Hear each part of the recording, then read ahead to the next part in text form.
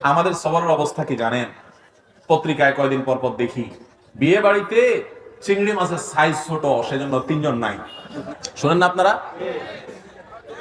হ্যাঁ, দই নিয়ে 1 জন মারা গেছে বলে। আবার ওয়াজ করতেছি ব্রাহ্মণবাড়িয়ার মাটিতে বসে।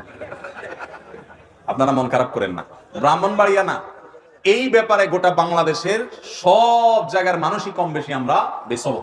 ভাইরা আমার, কোন মুখে আল্লাহর কাছে জান্নাত দাবি করব বলেন?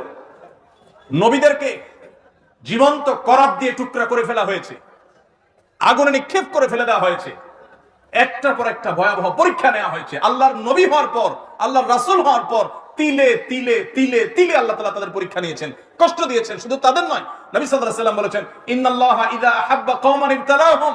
আল্লাহ যখন কোন জাতিকে, কোন সম্প্রদায়কে, কিছু মানুষকে যখন আল্লাহ বড় বেশি ভালোবাসেন, তখন আল্লাহ তাদের পরীক্ষা করেন, তাদের বিপদ দেন।